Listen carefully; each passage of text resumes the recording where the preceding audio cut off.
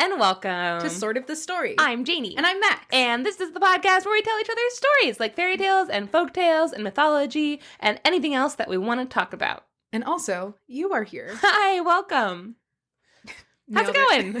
We fucking nailed that. Nailed it. Hey, congratulations. Thank you so much. Good game. Yeah, good game to you as well. Sorry, my hands are so warm. Yeah, we just shook hands for the first time maybe in our whole life. You have a very firm handshake. I do, and also my hands are really, really warm right now, and I don't like that. Usually my handshake is firm and cold.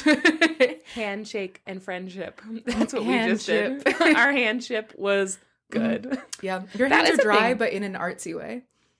Yeah, like I never have time to moisturize because I won't be able to hold a pencil if I do that. You've got like working hands. I got working hands. These hands work 9 to 5. That's not true. These hands are doing things at all times. Those hands work like 7 to 10. And then they take a nap. No, 7 a.m. to 10 p.m. In the studio today, we have a couple guests. We have Summer. Hi, Summer. He's promising that he's not going to lick his butthole because it sounds like he's slurping peanut butter through a straw when he does that. And he's assured us that that's not something that he would ever do again, especially not near microphones. Mm-hmm. And over here we have Fig, who's made no such promises. If anything, she has proven time and time again that she absolutely will slurp on her butthole while we're recording. Fig says, drop into a 7-Eleven, get me a Slurpee. And by 7-Eleven, I mean the studio. And by Slurpee, I mean my butthole. Yep. So if you hear a sound that sounds like someone trying to drink a Molotov cocktail with the rag as a straw somehow, that's Fig. And if you hear a sound that sounds like a horse eating ice cream, that's Summer. We're learning about animal sounds today. Yeah, it's fun. This is not a podcast for children. But you're allowed to stay if you're a consenting adult. Yes. Welcome. Welcome. Yeah. Hey. Hey. Do you want more of this but for money? I do. Well, then join our Patreon. There was no way to segue. There was no segue for that. Join our Patreon. Just do it. It's fun. What are you even doing? What are you even doing right now? I'm trying to plug the Patreon. Oh. I'm doing my best. Okay. I think I proved that when I said Patreon like 17 times.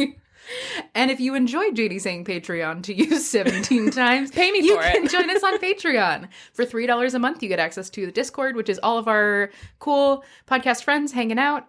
And also there's a book club, and you get to listen to us talk about books in the book club. Right now we're reading Mountains Made of Glass by Scarlett St. Clair. Scarlett St. Clair. Scargar.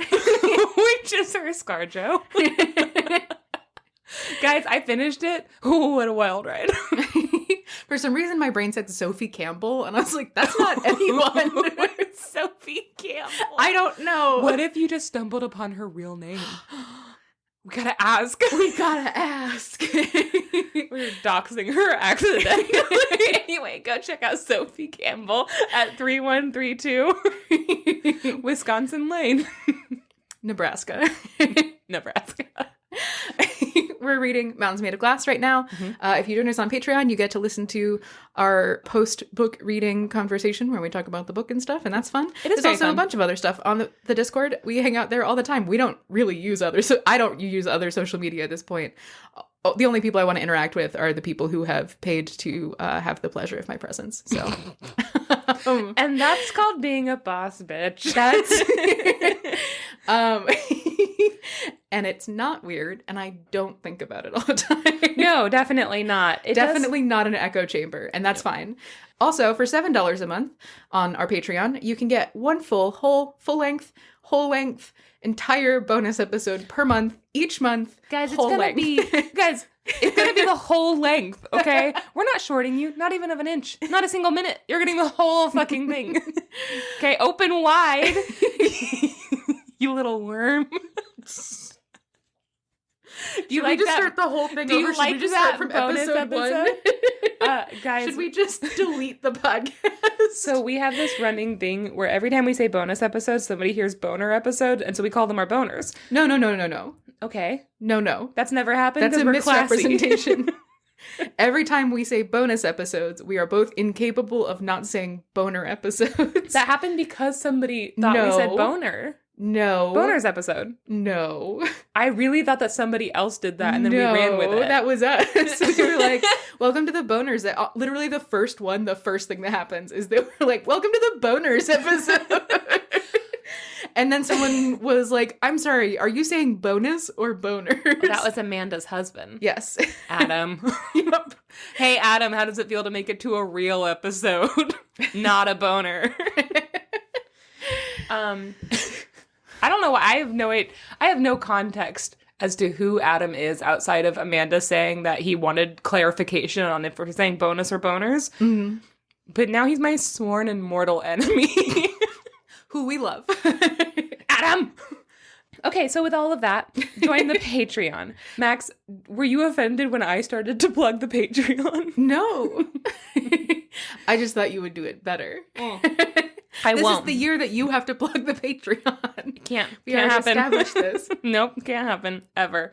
If I do it, it's gonna be bad, and I'm gonna do it. That's the Janey guarantee. It is. If I do it, it's gonna be bad. Mm-hmm. So don't fucking be mad at me. I'm just a guy.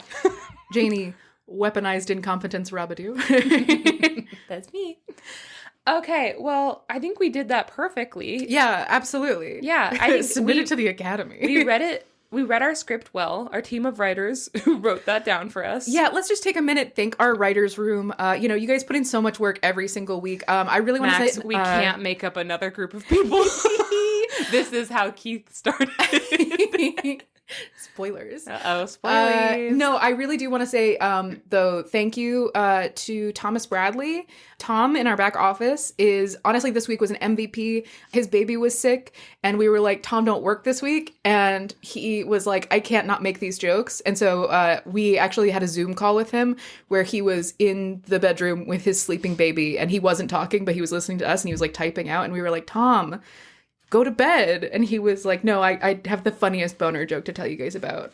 What I like best about Tom is he doesn't even ask for payment. Yeah. We don't pay Tom. We also don't really know Tom. But you know what? We love him. So thank you, Tom. And thank you to Alice in our sound booth. Alice is our new sound engineer. Max, why would you do this to us again? Why? I spent 6 months giving credit to an imaginary eldritch horror. And thank you also to Jasper and Edward. Classic Alice, Jasper, Edward, and Tom. The real MVP. Classic Tom. Tom's baby. This is not accessible. Okay. Max, do you want to tell me a story today? I won't, but I will. You won't tell me a story, but you will tell me a story? I don't want to, but I will. Oh, okay. Well, I'm excited to hear it. Well, that makes one of us. No, I have a really fun one. I'm excited about it. Okay. Let's do it. I've got some weird things to tell you, so... Podcast related or no? I'm going to turn off the microphone and tell you something weird. Max, my butthole. Oh, the podcast is still on! Okay, no! Who will edit this out? Alice. Thanks, Alice. Thank you, Alice. All right. And thanks to Tom for writing that bit. Yeah, Alice, leave your Confederate boyfriend. Okay, bye. Okay, Janey. Okay, Max. I got a story for you today, as Good. I do many days. Most days you do come with a story, and I appreciate that about you. You know, I like to do the homework. Yeah. This story comes from Celtic Tales, Fairy Tales, and Stories of Enchantment from Ireland, Scotland, Brittany, and Wales, with illustrations by Kate Forrester. I've used this book so many times, I've almost told every story in the book, I think. Somebody got that for me for Christmas. This one? Yeah. Yep. Well, no, a very similar one. But every time I look at it, I'm like, Max has already told every story from this book. But it is pretty. So true. Yeah. This story originally appeared in Fairy and Folktales of the Irish Peasantry, translated by Douglas Hyde. I think that this is the same version that was written by W.B. Yeats, but for whatever reason, the notes in this only credit Douglas Hyde as a translator, and it doesn't credit a writer. I did some research, and there are versions of W.B. Yeats's Fairy and Folktales from the Irish Peasantry that were translated by Douglas Hyde, so odds are pretty good. Mm-hmm. That's that one, but for some reason they notated it differently. So anyways, so it's from that. which also I'm about to spend money that I don't have at barnesandnoble.com getting a hardcover version of it. Also, check out bookshop.org if you want to buy books. Yeah. Don't be like me, be better. This story is called Teig O'Kane and the Corpse. Oh. And it's a spooky story. Oh, okay. It's a pretty spooky one. Come on, Teig. Teig O'Kane. There once was a young man named Teig O'Kane. He was very, very handsome. All of the girls loved him. He was a real playboy, by which I mean he liked to play games. Card games, also like sports games. Loved him. You're kind of a playboy. Kind of a playboy. Yeah, Max likes to play games. I don't like to play sports, though. Actually doesn't like sports. Not like me. I'm a big sports head. Janey's the sporty spice of this podcast. Everyone says that. Wait, hold on. Which Spice Girl would you be? You would be sporty and scary. You think I would be Sporty Spice? That wasn't a joke? I think I might be Baby Spice. Well, I'm assuming that one of us has to be all of them, right? No, you so just if we were pick one. to allocate the Spice Girls, you would get sporty. I would not get sporty. Okay, I think you would get sporty and scary. And are there 4 of them or are there 5 of them? Okay, there's Baby Spice, Ginger Baby. Spice. You would get baby. I think I'm Baby Spice. You would get baby. I'm just scary. a little baby. You would get baby, scary, and Sport. Okay, if we had to be in there, yeah, sure. and I would get ginger and posh. Yes. Wasn't there another one? No, that's it. Yeah. There's just the 5. You would get Ginger and Posh, 100%. Spice World is the worst movie ever, and I watched it like 1,000 times. I've never seen it. I didn't find out about the Spice Girls until like 5 years ago. There was a part in that movie where they're in their tour bus and they each have their own giant room in the tour bus. Like you walk in and it's just like a whole house. It's really weird. Oh, like a train. Yes. Except that it's giant, like a Harry Potter tent. Like a train. Like if they each had their own train car? Yeah, except that it's giant, like a Harry Potter tent. Or like a train. It doesn't happen in trains. Yes, it does. If they each had their own train car, it would be so big. And Baby Spice's room is like there's like how did this happen? There's like 2 I got feet 10 of words just into my stuffed story. animals, and then she has a swing, and she swings above all of these like stuffies basically, and like a baby in like a weird smut film. She's also Baby Spice, and she's dressed very sexy. And I remember watching that, being like, "Oh, now I know what I want to be when I grow up." This person swinging above toys, sexy like. And I think you can see that in my decorating style.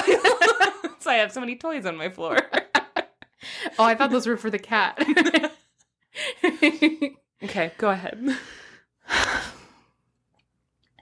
It's so hot in here, I want to die. Want me to take off my sweater? What? You don't want me to make it hotter? No, thank you. Teig O'Kane, Sporty Spice, lives in County Leitrim. He's the son of a wealthy farmer. Okay. He is well beloved. He is not a hard worker. He is a very handsome young man. His dad is wealthy and kind of gives him whatever he wants. Like, his dad is a really good guy. Yeah. But he kind of, like, just loves his son so much that he's, like, can do no wrong in his eyes, basically. That's how you raise a terrible, terrible boy. He is rarely at home. He's usually out at parties. He's kissed just about every girl in the county. Good for him. Good for him. A lot of the people in the town basically are like, the gossip is that they're like, when his father dies and leaves him his inheritance, it's not going to last a year. Yeah. Like, he's going to spend it all immediately. He has no business sense whatsoever. He spends all of his money completely frivolously and with no thought for the long term. Just like Sporty Spice. Just like Sporty Spice. One day, however, his father, who loves him so much, his perfect little boy who can never do anything wrong, his father hears that Teig has, quote, ruined the character of a girl named Mary, which is to say that they had sex outside of marriage. Hell yeah. And potentially that Mary is pregnant. Oh, Mary. Yeah, but like people, like they had sex and people heard about it, which is a really big deal because, like, you know, we've talked a lot about like women's rights and like inheritance and that kind of stuff. A woman whose reputation was ruined, quote unquote, or not quote unquote, both literally and also in the sort of like entendre of the time, it would be really hard for her to get married, which means that basically she was doomed to die in poverty. Yeah. So, you know, that's a really big deal. Yeah. Not as much of a big deal for Teig, who is who will be fine no matter what. Ladies' man, man's man about town. He's fine, right? But Mary, this has the potential to ruin her fucking life. It's surprising that his father cares. Well, his father historically. His father is a very good guy, and he hears about this, and he's like, you fucking idiot. And he calls his son Teig in, and he basically is like, I have given you everything you ever wanted for your entire life. I have let you do whatever you wanted. Mm-hmm. And I have never been so ashamed as I am in this moment to find out that you acted so irresponsibly and potentially ruined someone else's life. Yeah. And he says he's no longer going to leave him his inheritance. He's going to leave it to his cousin instead, unless he marries Mary. Good. He's like, you make this right or you're out. Good. Right? You will have fucking nothing. Yeah. And you fucking suck. You have no discernible life skills. Yeah. None Not whatsoever. No, like any money he makes is from gambling. Like he has no skills whatsoever. He doesn't help his dad with the farm. He's just constantly out carousing. Oh my God. Janey, carousing. Canoodling even. Cajoling. Oh my gosh. Confusing. He's so confusing. What be thinking? He says, I could never leave it to anyone who would make so bad a use of it as you yourself, deceiving women and coaxing girls. He's like, this is coaxing them. Coaxing them, Teig. Coaxing even. Poor innocent girls who they would never do this without you. They have no desires beyond you. Coaxing. Carousing. Girls don't even like that sort of thing. Regardless. So his father He's really making those girls all into a Baby Spice, and I don't like that. All right, it's gotta be a choice. But he basically says, like, you're out of the will. I'm not giving you a fucking penny unless you make this right by marrying Mary. Yes. And Teig is like, well, I mean, who even said that I wasn't going to marry her already? Maybe I already was. And maybe you just didn't know about that because you didn't even give me a chance to talk. And his dad is like already walking away. And he's like, okay, whatever. Tell me your answer in the morning. And Teig is like, well, whatever. And he thinks to himself, he's like, he really likes Mary. And he was going to marry her eventually, probably. Yeah. Because he likes her a lot. But also he isn't done fucking around. Yeah. And he's like, I don't understand why I should have to fucking settle down. Which, again, if she's pregnant, that's a choice that he has made for her in a lot of ways. Yeah, they're out of options if people know about the pregnancy. Yes. Yeah. So he's like, well, I wasn't sure if I wanted to settle down yet, and I just really don't think it's fair that my dad gets to make that decision for me, blah, blah, blah. If I was a girl at this point, the second I was like, fuck, am I pregnant? I think I'd just start eating random shit I find in the woods. I would just go around and be like, popping every flower I see into my mouth, just in case. Just in case. And then you die. This is the one that ends it all. I don't want kids. Not now, not historically. So he's like, well, maybe I was already going to do it. Maybe he shouldn't have been eating me. He turns into the Swedish chef. He says, well, now that he's threatened me, I have a great mind to let it go for a while. Wow, you fucking dick. Yeah, he's a brat. Yeah. So he's fuming and he's like, well, he doesn't even know what I was going to do. He didn't even ask me. And I bet, and he's just being a huge bitch about it. Inarticulate hoe. Yeah. And he goes out for a walk to think about what he's going to do. And it's nighttime and it's like cool but not cold. And he takes out his pipe as he's walking. And so he's just smoking his pipe and walking down the road and like muttering to himself and being like, and then he would say, me, and then I would say. Like, just like going in circles over this argument that he's had with his dad. Yeah. He's walking down the road and he kind of loses track of time and he looks down at his watch and he realizes that it's been 3 hours since he started walking. Uh-oh. And it is now like night. It's like it's like night. It's night. Midnight time. Sweet dweebs. It's night. Oh, this is the Baby Spice episode. So he's like, oh my God, I've been walking for 3 hours. Okay, I've got to turn around and go back home. And he starts to turn around and then he hears voices behind him on the road. And he's like, who is that? And he listens for a second and they're not speaking in Irish. Mm-hmm. This is in Ireland. Good. Mm-hmm. It's not in Irish. It wouldn't be as surprising if they were in like China. Yeah, and it wasn't Irish. They're not speaking in Irish. They're not speaking in English. And he's like, I mean, for all I know, it could be French, but also if there were Frenchmen here, no, there wouldn't be. Not on our turf. And then he flexes. Yeah. And he's like, what the hell is that? Like, what is that sound? Is it people talking or is it like something else? And he like stops for a second. He looks back on the road behind him and he sees like this shape moving along the ground of the road. And as he gets closer, he's able to see that it's a bunch of people. Aww. And they're all very small. Aww. None of them more than 3 feet tall. Mm. And there are about 20 of them, maybe more, and they are carrying something along the road and like talking to each other, walking towards him. Yeah. And he's like watching them and he's like, what are they carrying? What are they doing? And as they get closer, he sees that all 20 or so of them are working together to carry a human corpse. They're all carrying one box of Plan B. This one's for you, Mary. We're coming! Just wait! We're literally days away! Oh no, but they're carrying a human body, so it's a crime. Well, they didn't. I mean, maybe they didn't kill him. Yeah, maybe. Maybe they just found it. Yeah. 3 feet is not that small. Pretty small. No. I deal with people who are 3 feet all the time. They could carry a human body, no problem. One of them? A couple of them. Yeah, so it's like a couple of them. Yeah, no, There's I like 20 haven't of them. tested it out. You should have your children carry you around. All right, time to carry Miss Rabideau to the lunch line. And if anybody's like, what are you doing? I'm going to be like, it's called physics. Look it up. It's called PE. You're the art teacher.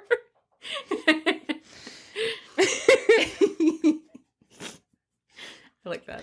I feel like they'd be fine with that. But if I had the kids carrying around Plan B, they would be really upset. Why would you have them doing that? I don't know. It's called physics. Look it up. I think you should look it up, maybe.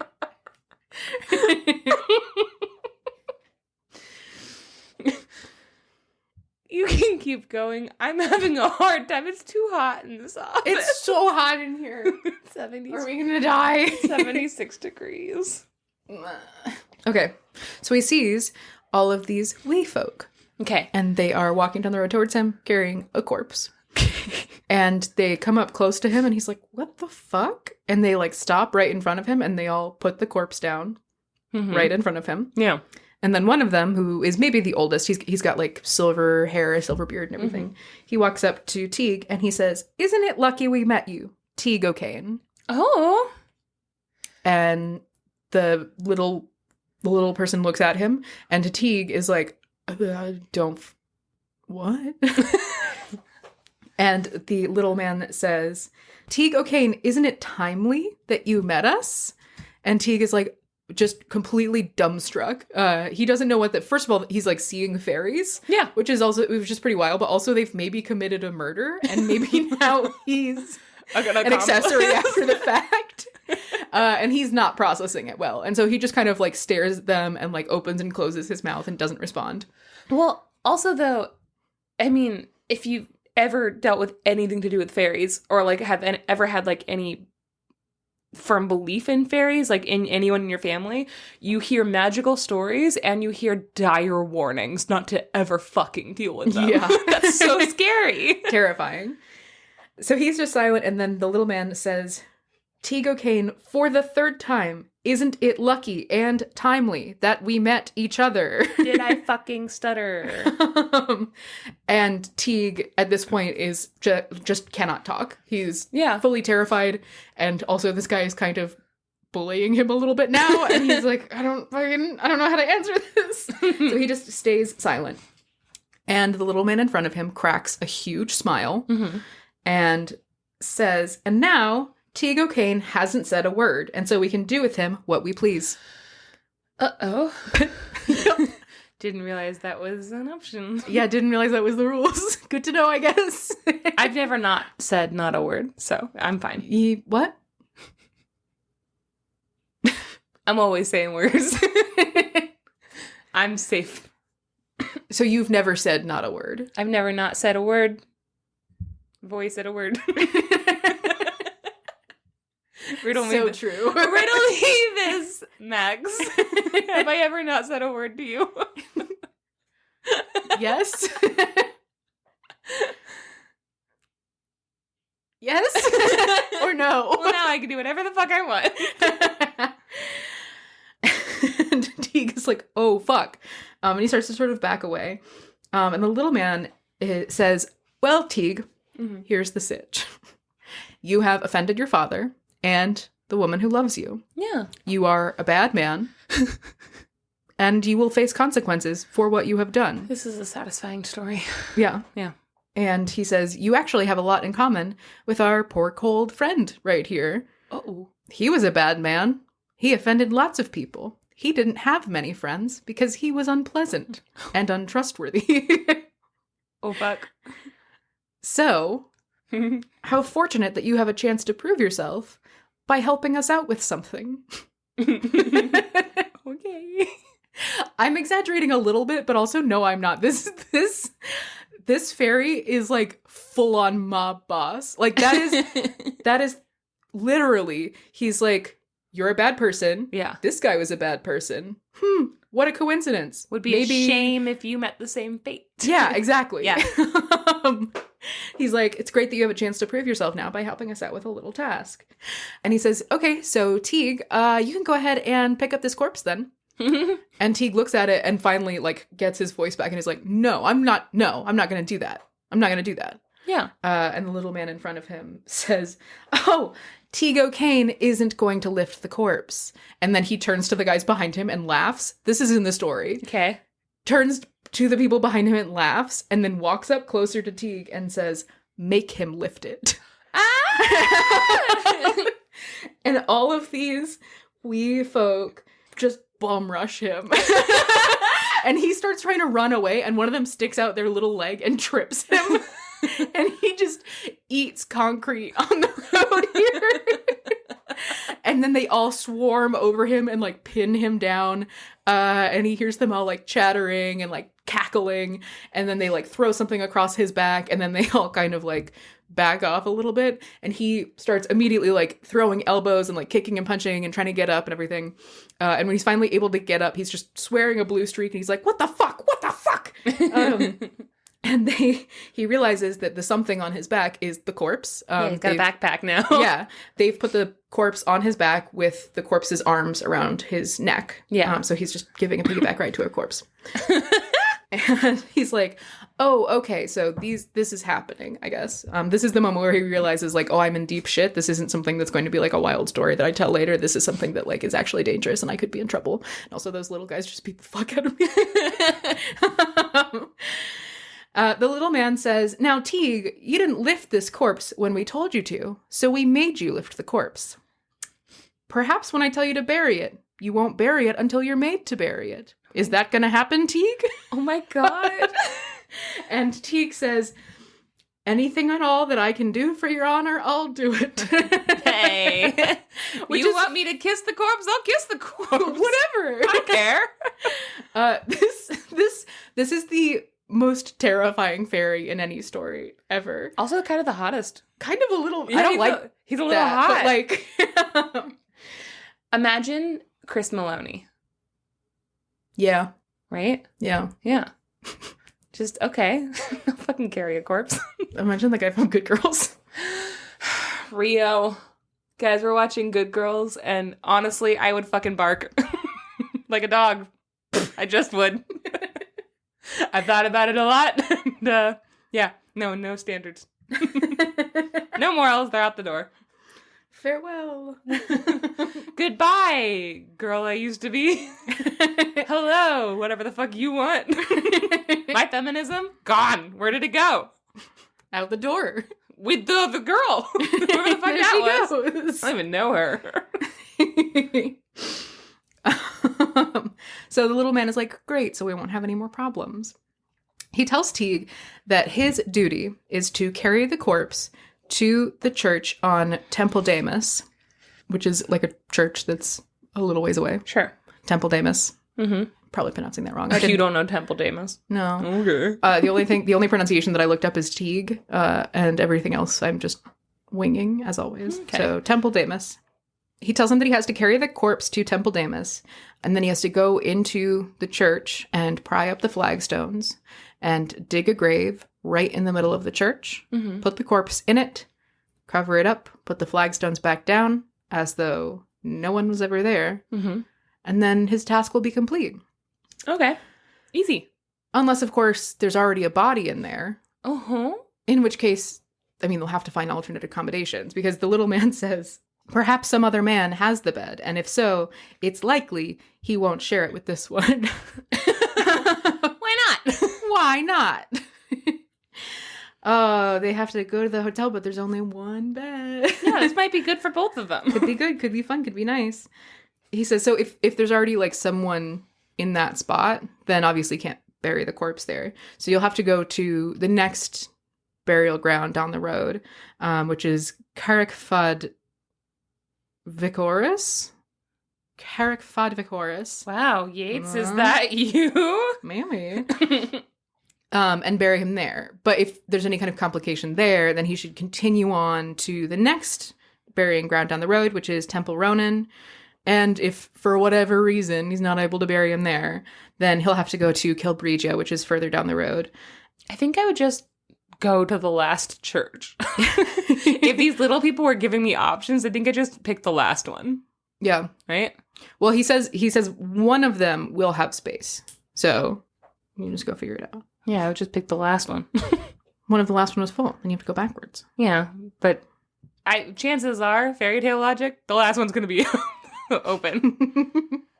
All right, well, they didn't have genre awareness, so... I'm just saying, don't give me a task. I'll fucking do the last thing you said. I won't be able to pay attention to anything you said before the last thing you said. I'll be thinking about the corpse. And Rio from Good Girls.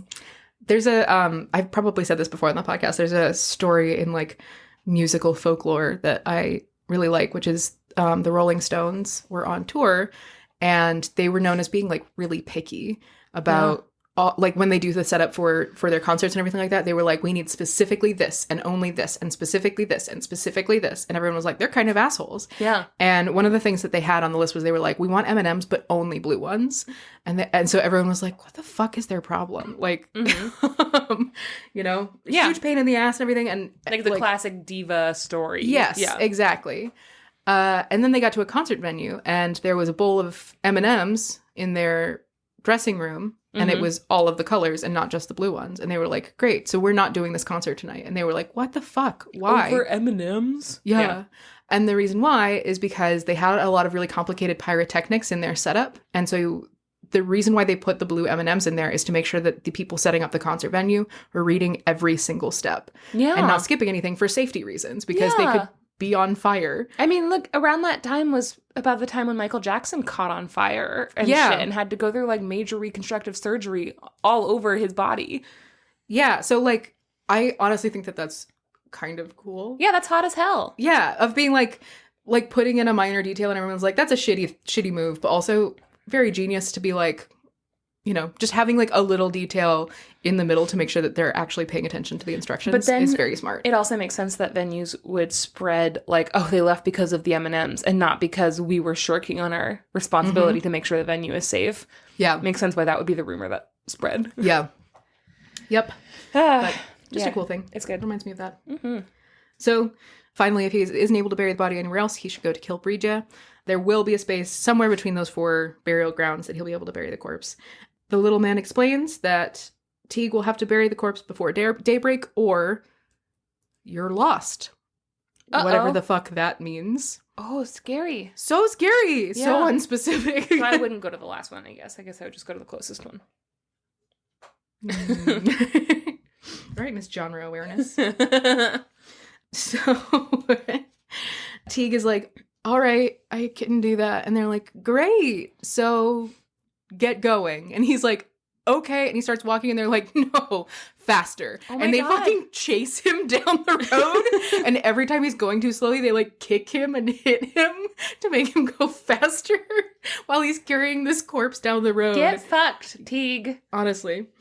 Finally, they get towards Temple Demas and Temple Demas? Demas? I think that's what you said before? Yeah, Temple Demas. I was thinking about leap year the whole time, and there's the story of Diarmid and Grania in leap year, and so I definitely was writing Diarmid. Yeah. They drive him down the road until they get close to Temple Demas, and they're like, all right, Temple Demas, right through those trees there. This is as far as we're going to go, but you better get this done, or... ... Mm-hmm. Teig is like, all right, and he like walks through the woods towards where they pointed, towards Temple Demas, and he looks behind him, and the little men are like waiting on the road. So he goes all the way up to the temple through the woods. Finally, he reaches the front door of the church, and he like jiggles the doorknob, and it's locked. And he's like, oh, well, guess I have to go home. Nothing we can do about that. Hello? And then he hears a voice in his ear whisper, check the top of the door for the key.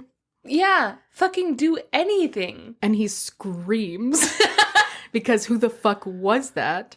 And he's like, who the fuck was that? Yeah. And then the voice says, just check the top of the door for the key.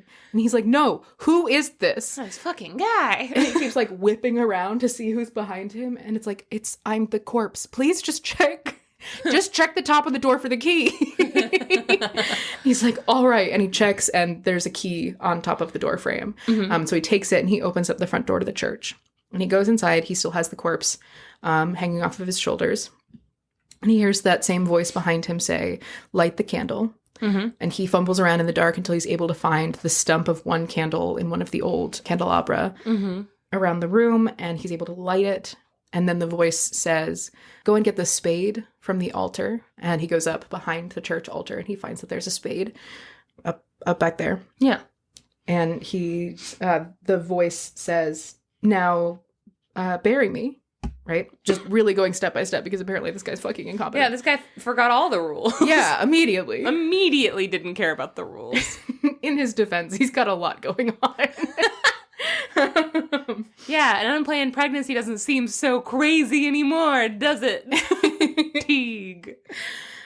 So Teig sort of uses the spade to lever up a flagstone, and then he's able to pull up the ones around it, and he starts to dig a hole, and he digs until he reaches a patch that is softer than the dirt around it, and he throws the dirt off, and he sees that it is a body.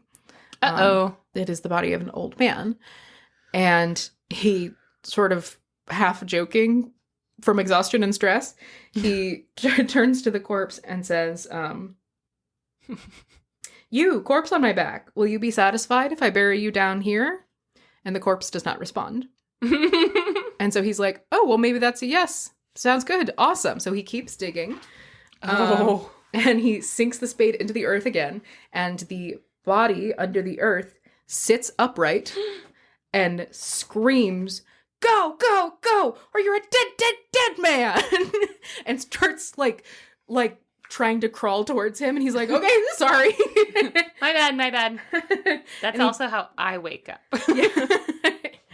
And so he like drops the spade, and the corpse kind of is like, all right, good. And lays back down in the ground. And he's like, all right. So not there. And he piles the dirt back on top, and he puts the flagstones back in place. He moves a little bit further down the aisle of the church, and again levers up a flagstone, tries to find a spot to bury the corpse. Yeah. He pulls up a flagstone. Once again, though, as he's digging, he hits a body, this time an old woman. And as soon as he hits her kind of level in the earth, she screeches, "Ho, you clown! Where has he been that he's got no bed?" Ooh. Which is great. Yeah, that's pretty great. Also, I love, "Ho, you clown!" Fucking got him. And then I assume she like picks up a handful of dirt and just throws it at him. Yeah. Just for fun. Spits a bunch of dust in his goddamn face. And then, like, lays back down. He's like, all right, so not there. And he, like, buries her in again. And then he goes a little bit further down the aisle of the church, and he levers up another flagstone. He starts to dig. And then he gets to a point he sees, like, a man's hand. Mm-hmm. And he says, by my soul, I'll go no farther then. Yeah, he's learned. Yeah, good. That goddamn time. Yeah. Well, that he didn't learn sooner than that. Yeah, it seems like it should only take one. it literally should only take the little people saying, hey, don't do this or you'll be lost. Yeah. But then if that doesn't work, then sure. The corpse whispering in your ear instructions should have solidified it. Mm-hmm. But if that doesn't work, the human corpse screaming in your face the first time should have worked. Yeah, and being like, don't bury him here. This is my bed. I really don't think Mary should breed with him. Yeah. She's gonna have a fucking idiot. Mm-hmm. Probably. So he's like, well, I failed, and now something is going to happen to me, and this is the end of my life. Yeah. And he kind of sits down despondently and is like, I don't know what the consequence is for this, but it's not going to be good. Yeah. This is what I've learned. And then the cold lips of the corpse over his shoulder whisper in his ear and say, Carrick Fadvacoris, which is the name of the next burial ground. Yes. And Teig is like, I don't know the way there, so I can't get there, so we're not going to get there. And the corpse is like, just follow me. Mm-hmm. And Teig stands up, and he goes out of the church, and he relocks the door and everything, puts the key back where he found it. That's nice. Yeah. And the corpse uses its left hand to point the direction. So Teig gets back to the road and continues to walk further and following the corpse's directions until they reach a fork in the road. They proceed a little bit further beyond there, and then they pass a burying ground that is right next to the road. And the corpse directs him to go there. Mm-hmm. It's like a fenced-in burying ground that's a little distant from the church that it's designated to. Yeah. And as Teig starts walking up with the corpse over his shoulders, he sees in the graveyard ghosts. Mm-hmm. Hundreds of ghosts.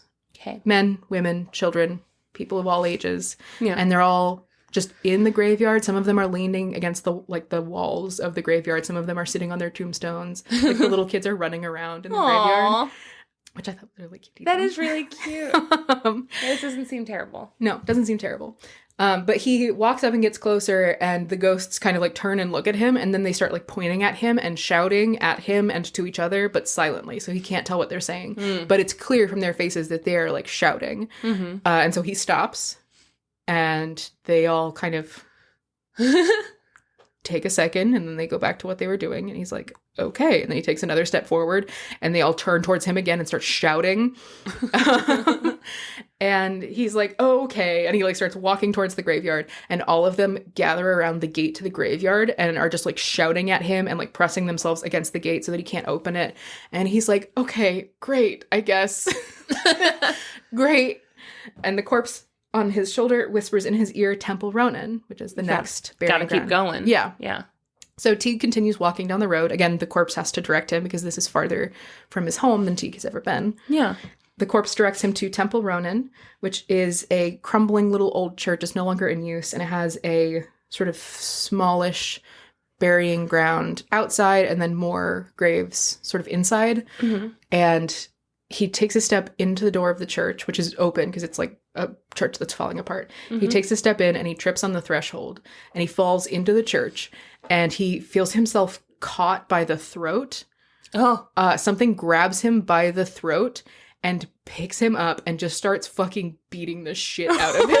Fuck. It is completely dark. He can't tell what's going on. And this thing is like beating him almost to death. Yeah. He has no time to like gather himself or figure out what the fuck is going on. Mm-hmm. And after a few minutes, whatever this force is carries him 100 yards out of the church and dumps him in a ditch. With the corpse still across his shoulders. Gotta go to the next one. Not that church. And the corpse is like, Kilbregia. Yeah, maybe. Perhaps we go to the next church. But also Teig is like, I'm gonna fucking die. He's having a really bad night. No one's ever been mean to him before. This is a really rough night. So Teig keeps walking. The corpse directs him on to Kilbregia. they get close and he feels the corpse sort of squeeze around his shoulders and say, "There, bury me there." Okay. And there's a little burying ground right off the road. It's a sort of a hill. It has a couple of graves on it, but it's pretty lonely and not very well kept. It seems like there aren't a lot of people around here. So it's a little bit deserted, kind of. Teig opens the creaky old gate into the graveyard. He starts looking around for a shovel, and as he's looking, he realizes that there is a freshly dug open grave right in the middle of the graveyard. Oh, that's convenient. Very convenient. Yeah. And he walks up to it and he sees that there is a black coffin already inside of the grave. And he lifts the lid of the coffin, and the inside is empty, and he feels the corpse around his shoulders release its grip. And the corpse sort of slowly and gently like rolls off of him and into the coffin. And Teig wastes no time. He closes the coffin lid. He reburies it and everything. He tamps the earth down. And at this point, like, the barest bits of pink are starting to show on the horizon. It is nearly daybreak. And he tamps down the ground on top of the grave. And then he's kind of just stuck in the middle of fucking nowhere. So he keeps walking down the road until he finally gets to an inn. He's exhausted. He's been barely conscious. He gets to this inn and they're like, "Sir, do you need a room?"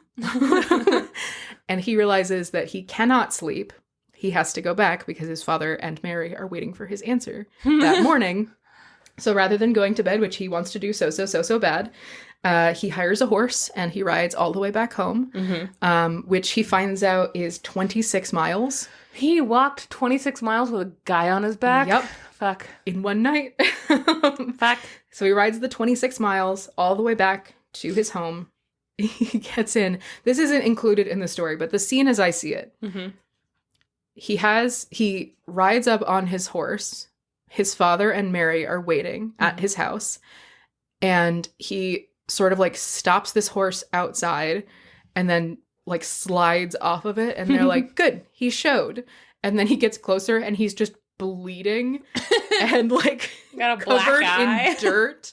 And like juices. Ew. Like, ditch mud. And he's like fully falling asleep on his feet and like half crawls up to the door. And his dad is like, "How was your night?" He's like, "Well, Dad, I'll do it. I'll fucking marry her. I have to go to bed now." And then he crawls to bed and falls asleep. That's how I imagine it happens. So Teig agrees to marry Mary. They are married within the fortnight. He does not want to wait because he knows what happens to people who don't do right by the people who love them. Yep. From that day forward, he never again drinks too much. He never gambles. And most especially, he never goes out alone at night. The end. The end. You know what this reminds me of? The very first story I ever told. The Blackthorn Walking Stick. I was thinking this, yeah. Teig reminds me of, I called him Derry. Wasn't his name, but I called him Derry. That's who he reminds me of. Yeah. Right? That like after the corpse backpack that she has to wear, this happens to that guy. And so he has to marry the next girl that he like knocks up. Like this is what I imagine is the continuation. And this town just has like a corpse backpack problem. Classic corpse backpack problem. Classic. I like the idea that this is a rewriting of that story where they're like, it's fucked up that she had to carry a corpse around and almost die because that guy sucked. And so they're like, what if the guy that sucked had to do this? Yeah, like her story ends. You see the adventure because hers is all about outwitting a corpse and being fucking badass and saving the lives of people and falling in love with one of the people that she saved their lives. Like it's the coolest story. So I love the idea of like, it shows her happy in her new house, far away from the graveyard with holy water above the door, all this stuff. And then the camera pans over to Teig walking in the woods. Like, to be continued. Ooh, that's good. Yeah. I also like the idea that like anytime Teig is like, man, this sucks. Like I should just leave. There's just like one little guy that like pops up at his window and like does like the like stares daggers, like two fingers at one eye and then pointing it towards your eyes. I'm watching you. And then he stops thinking that. I loved that. Yeah. I really liked that the different churches had different kinds of spirits. Yeah. That was the really cool part to me. That was the coolest part of the story, is that like the first church is like actual bodies reanimated dead. Yes. And then the second one is like a ghost community. And then the third one is like a haunted church. It's like a poltergeist. Yeah. I thought the variations between them were really cool. That's also something where it could have been like, they were like, and the Catholic Church was full of nice ghosts. Or like something like that. Like it could have been like a weird religious bias thing, but it was just like, these are just churches and these are how the people who are buried here are. Yeah. 100%. Yeah. It's fantastic. Yeah. I thought that was pretty fucking Or it could have ended with, and that was a water spirit. And that was a water horse. And then the corpse dug itself out of the grave and was like, you've passed my test. Now you get to be a water horse. Guys, go listen to the water horse episode. I've never been so mad in my whole goddamn life. I love it. The Irish really fucking made an enemy that day. They learned that they could just fucking call anyone they want. Sometimes a water horse is a bird. A water horse. The Running of the Bulls. It's episode 113. 7 Signs You're in an Ogress's Den, The Running of the Bulls. That was a good one. I just re-listened to that one and it was a banger. It is a banger, but also, god damn it. God damn it. Okay. Do you want to take a little break? Let's do it. Okay, let's do it. I'm a little sleepy after this mimosa. Ooh, not a mimosa, just champagne and lemonade. That's true. What's that called? It's not a Bellini. Champagne and lemonade. Champagne and peach juice is a Bellini, though. I feel like champagne and blueberry lemonade should be a Janey. It's not named after me. Oh. Okay, bye.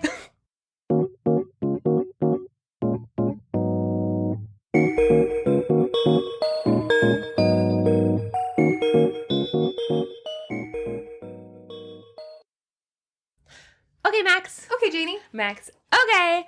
When I was home for Christmas, I know. This is your home. When I was at my parents' house for Christmas, not at our loving home that we'd made together with all of our terrible children, I raided their library again. I do this every time I go home. I'm pretty sure that I've found everything I need to find in there.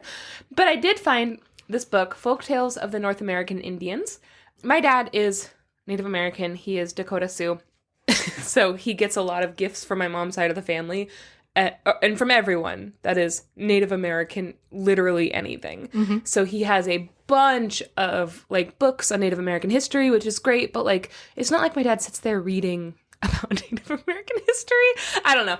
I'm also not speaking for my dad. My dad appreciates all of the gifts and stuff, but like also like he has a bunch of random like Indian heads. Like statues that people find and like rugs with like Sitting Bull on them and like just whatever, like Dreamcatcher keychains and just like a lot of stuff. And like my dad is Native American, so it's like, thank you.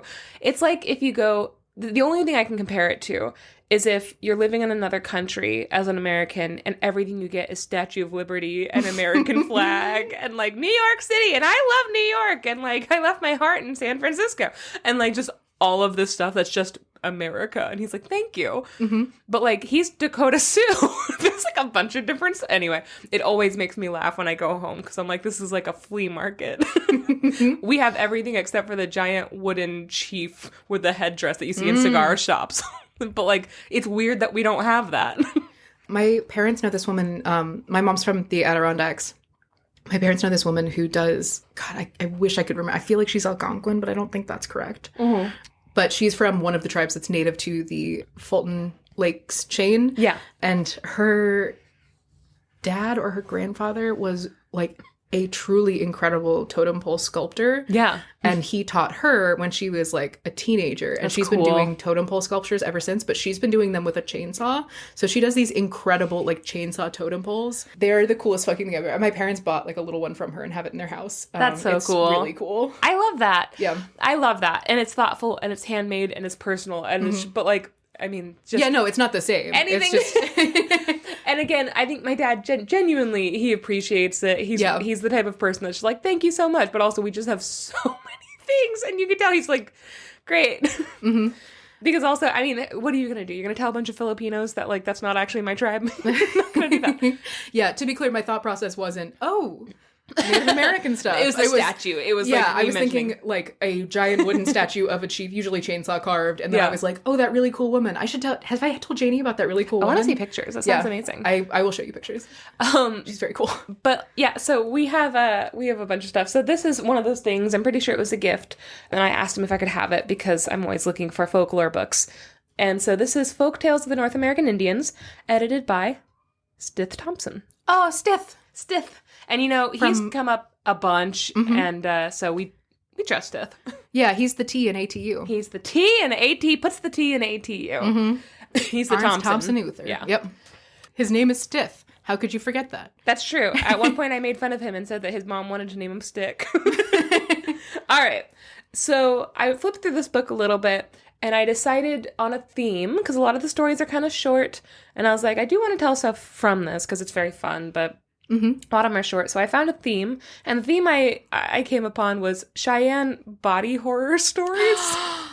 Oh, I'm so excited. Cheyenne tales of body horror. Oh my God. I also just read Don't Whistle at Night, which is a collection of short horror stories from Native writers in the United States and Canada, I believe. And it's great. I mean, it's all different authors, so it's kind of like the taste is different per story. Yeah. But there were like 3 of them by Cheyenne authors, and all of them were fucking terrifying. Yeah, it turns out, because the only Cheyenne story that I grew up hearing was Quill Worker, which I've told on this podcast, because it was one of my childhood formative storybooks. But that wasn't written by a Cheyenne author. That's a Cheyenne story, not written by a Cheyenne author, right? And when I'm finding out upon this book, which is, I'm going to go in this a little bit later, but this book and the way Stith Thompson collected his stories was the exact same way that Jake Jackson collects things for Flame Tree Publishing, where he collects them from all different sources just to compile all of them into an actual volume so that they're not lost. But he doesn't change anything about them unless he absolutely has to. He has like very specific guidelines for what he will change, and he always says, this was changed. And then he gives you the reference later. Like, Stith Thompson's amazing. Jake Jackson, amazing. Jack Johnson. Jake Jackson. Jake Johnson is the one from New Girl. Yes. Jack Johnson is the song guy. Is the bubbly guy. Yeah. What? He has a song called Bubbly, doesn't he? Are you thinking of Colby Calais? I think I am. And then, Colby's a cool name. Jack Jackson. Anyway. J.K. Simmons. J. Jonah Jameson. Okay. So, that being said, I trust him. But yeah, so these are just written in the exact language that they were printed in originally. Some of them from like the 1800s, some of them, from the original like oral storytelling standpoints. And so they're not all the easiest to read. With that being said, we have a different style of writing now that's easier to like consume. And so, but I did put together some, and I'm retelling them, and I did some research, and oh boy, these are Cheyenne body horror stories. It turns out Cheyenne are fucked up in the best possible way. I love it. I'm so excited. Okay, in a way that is very distinct, because I'm going to tell you the Sioux stories aren't like this. Okay, the first story I'm going to tell you is called The Eye Juggler. This is under the heading Trickster Tales. Tricks gets your eyes? Gets your eye from tricks and juggles them? All right. We should watch Labyrinth. We should watch Labyrinth. Oh, God. There once was a man who could pop his eyes out of his head and then throw them up into a tree limb and then call them back down by saying, "Eyes hang upon a branch." Seems like that would put them up. No. And then he's just saying, "Oh my God, look at those eyes up there." And they're like, "Okay." And then they come down. They're like, "Well, we're not up there now. How about that?" Okay, so there's this character that in the book... Oppositional-defiant eyeballs. That's the title of this episode. There's a character in the story. They call him White Man.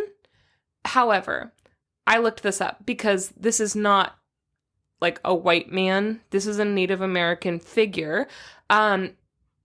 His name is Veeho. Like they spell it Veeho, which translates to Old Man Spider. But they call him white man. It's like a misleading translation that when you just read it as like you're not part of this culture, you're like, oh, it must be like a white guy. It's not. Yeah, a white man. No. So no, it's like a man who has like white hair. Well, and he's the Anansi and the he's the spider. Yeah. This shows up amongst a bunch of indigenous cultures around the world. So this is the spider. The spider's usually tricky and smart and clever.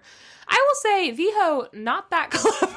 Oh no. Viho is a little bit bumbling in these stories that I found. So I'm gonna call him Viho from now on. But in the book they call him White Man. Okay, so Viho one day sees this man doing this amazing trick, this incredible trick where he's popping his eyes out of his head and throwing them up into a tree. And he's like, hey, can you show me how that's done? And the man is like, no, I'm not going to do that. It's too dangerous and you're not going to do it right. But Viho is like, please tell me how to do it. Please tell me how to do it. I really want to know. And finally, the eye juggler gives in and he's like, okay, I'm going to tell you how to do it. But he warns Viho that he must not do this more than 4 times in one day. There's a limit. Don't do it more than 4 times. And Viho's like, okay. Oh, no. And then he takes off to play. This is Gremlins. This is Gremlins. So Viho walks along a river for a while, and he searches for the tallest tree he can find. And eventually he finds one that suits his needs. And so he sent his eyes to the very top of the tree. And then he called him back.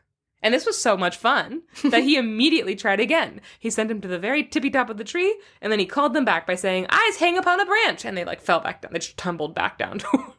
Seems like that might just be gravity. I wonder if he can see up there. That's what... If not, why do it? Well, okay, except that it doesn't really explain that. And there's a couple things in this book that I'm like, there's no real good reason to actually do this. Just for fun? But I think that he can see up there. That's what I'm going to say. It's not expressly said, and I do have some doubts. He's like, I just really want to get some of that cool mountain air. Some of that high altitude air on my eyeballs. That's what I need. Cool Mountain Dew. So I just want to pour some cool Mountain Dew on my eyeballs. Classic. So soon he had done this 4 times in a row. And every time he's howling with laughter and he's dancing with glee at this amazing new trick he's learned. And so he decided to try it a 5th time. But when he tried to call his eyes back, they remained where they were on the highest limb of the tallest tree in the forest. But how does he know that's where they are? All day, he called, because I think he can see up there. So all day, he called and called, but his eyes didn't budge. Quote, the eyes began to swell and spoil, and flies gathered on them. Ugh. End quote. Ugh. Soon... I'll stop making references eventually, but this reminds me of the bit in that one, what is it? Make Some Noise from Dropout, where it's Josh, Zach, and Brennan, and they're like, it's like the ego and the id. Yeah. Or like the devil and the angel on your shoulders and everything. And it's like, hey man, like you just got this, like, you know, you got this promotion and you deserve it. And then the other person is like, see that egg on the windowsill? Is that a deviled egg on the windowsill? You should eat it. Yeah, it has nothing to do. The other one is just ADHD. Yeah, the idea of an egg on a windowsill, that's what I'm picturing. Yeah, he just has to do it. Yeah. Oh, God. And yeah, and now it's like a spoiling egg on a hot dashboard. Mm-hmm. But like, who's to know how long that's been there? We shouldn't eat that. Looks pretty good, though. So soon, Viho got tired and laid down because he's just sitting there calling it. He's saying, like, eyes hang upon a branch, and it's just, they're not budging. He's wasted his time. So he lays down on the floor, and he's facing his eyes. He has no eyeballs in his socket, but his face is, like, up towards the direction where his eyes are. And he calls for them some more, and after a while, he began to cry, and eventually he starts to fall asleep. And while he's very still and his breathing's getting more even, a mouse began to creep up to his body. And he hears it coming. He kind of feels it as it's like smelling him. So he closed his eyelids so that the mouse wouldn't see that he's blind. Wouldn't get in there and make a little mess. Oh, gross. And he laid as still as he could so the mouse would think he was fully asleep. Or dead. Or dead. Well, he's still breathing. So he let the mouse sneak up to him and sniff him. And slowly the mouse crawled up onto his chest and walked around for a bit, and still Viho did not move. And the mouse began to nibble on his hair because he was trying to cut little pieces for his nest, and then it began to lick his tears. Aww. And as it did this, its tail fell across Viho's mouth. And quick as a whip, the man bit down on the mouse's tail and held on tight as the mouse tried to run away. So with the mouse's tail firmly between his teeth, he kind of tells the mouse what happened to his eyes. Okay, but also from the point of view of this thing, he's like, my eyes are up in the tree. And then he opens his like empty eye sockets. Yes. This is just like that scene in The Mummy. Yes. There's a couple of things that remind me of The Mummy in these stories, actually. So the mouse begs him to let it go. It's like, hey, dude, I'll do anything. I got a family. And so as he's like listening to the story, he looks up and he's like, I see your eyes. They're up there. They're up there on the tree still. And he tells Viho that they have swelled to an enormous size. And he's like, I'll go up there and I'll get them for you. If you let me go, I'll go up there and get your eyes for you. I'll bring them back down. But Viho still would not let him go. And finally, the mouse is like, what will it take for you to let me go? And Viho says, I will let you go if only you will give me one of your eyes. I knew it was coming and I'm still upset. So the mouse plucked out one of its eyes and shoved it in his eye socket, and Viho could see again. So he let the mouse's tail go and it ran away. The problem with the mouse eye, though, what do you think the problem is? Too small. It's too small. It's way far back in the socket. He can see out of it, but not well. So Viho walks a little ways away, and eventually he comes upon a buffalo grazing nearby. And he stands nearby and he starts to cry watching it. Until eventually, who I think has noticed that there's a man sitting there crying and sighing loudly. So finally the buffalo's like, what? What do you want? What's wrong? What are you doing? And so he's like, oh, I lost my eyes and all I have is this mouse eye, blah, blah, blah. Don't you hate it when that happens? And so he asks the buffalo if he could possibly have one of his eyes to help him see. And so the buffalo, who I think is too nice, but is maybe just like bothered by this guy and wants him to go away, takes out one of its eyes and pops it into Viho's head, probably using his thick tongue. I need to stop picturing these things. Now, Viho could see far away again, and this is the last lines of the story. Quote, but the eye did not fit the socket. Most of it was outside. The other was far inside. Thus he remained. The end. What? So he has one big eye, one small eye. Yeah, one that's bulging out of its head, and the other that's so far back, it's just a socket with a tiny little, like, bean in there. Okay. Why? So the mouse is a liar. What do you mean? The mouse was like, I'll go get your eyes. Well, yeah, but then he didn't accept that offer. So he said, what will it take for you to let me go? Oh, I thought he was like, no, let me go get your eyes. That's what he said. No, I thought he meant like, lend me one of your eyes as collateral. Oh, no. So that I know that you'll come back. No, he was going to keep that eye. What the fuck? He didn't want his other eyes. They'd all been like, they had swollen up and they were rotting. Ugh. And they had been like sucked on by bugs and stuff. Ew.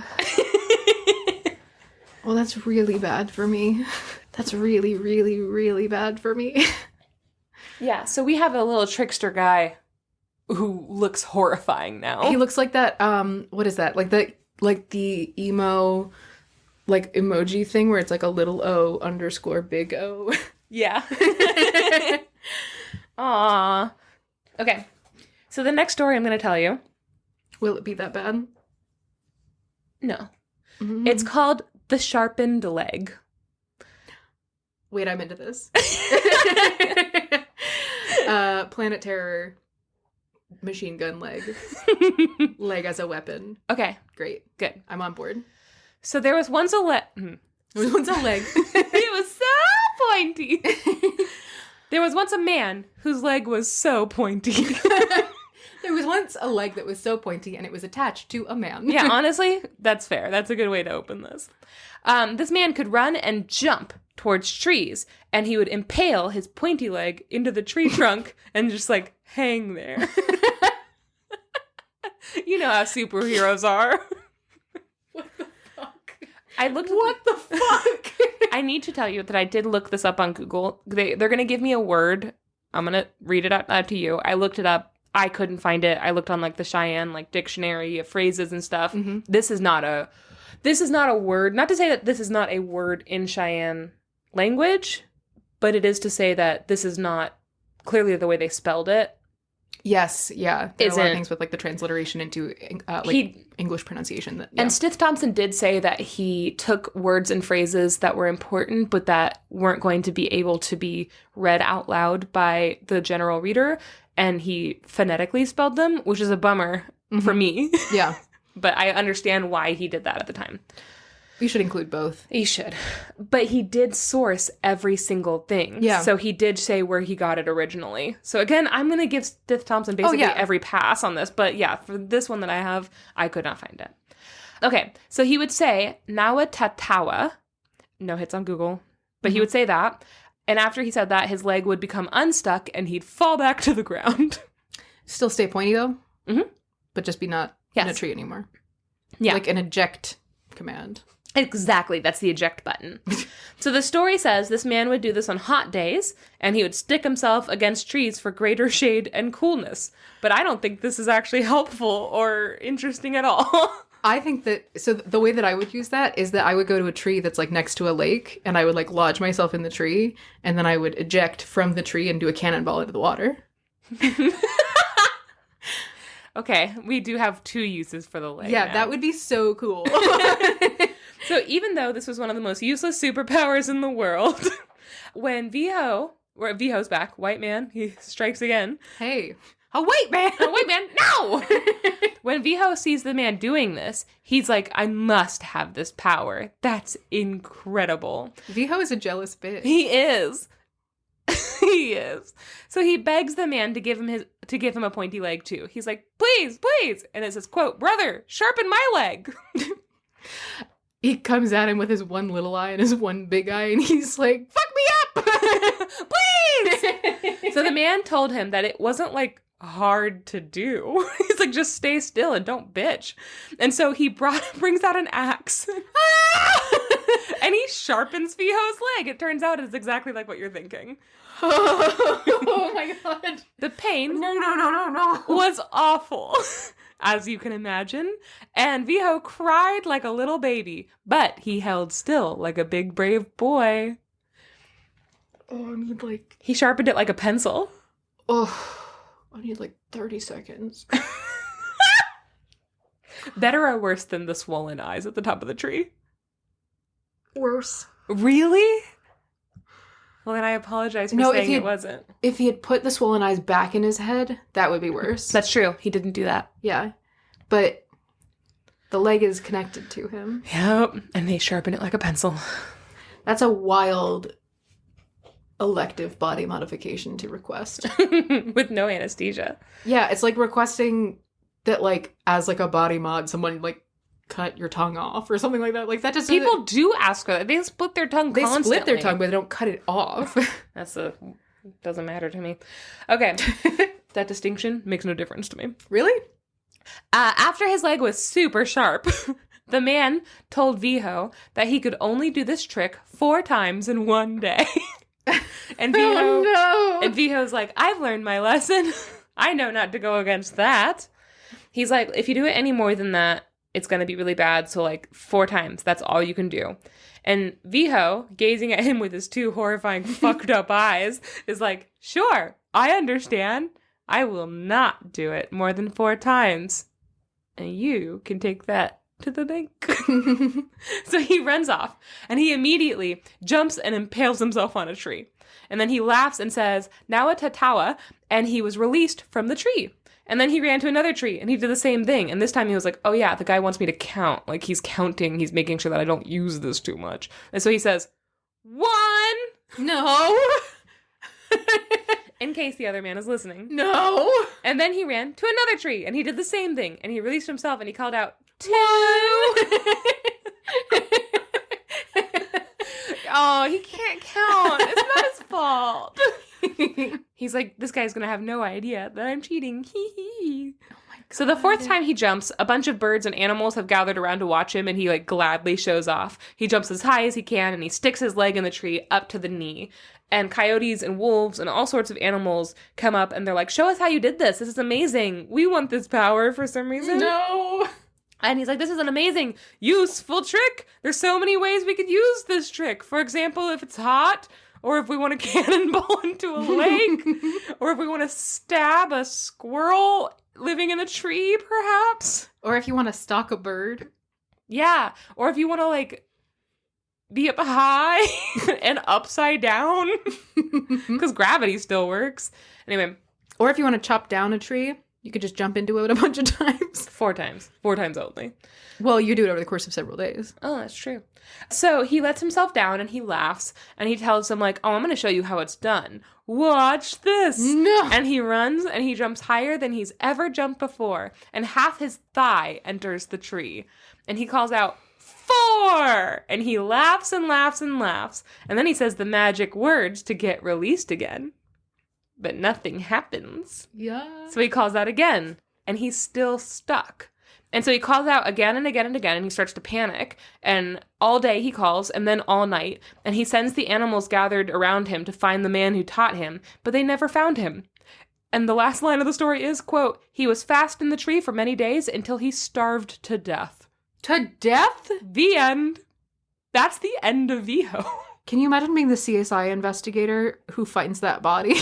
Leg deep in a tree. One big eye, one little eye. One mouse eye way far back in the socket, and one bulging, slimy buffalo eye. Yeah. Oh, that's so upset. Also, to me, okay, this is like game logic, right? Yes, okay. Wait until the next day.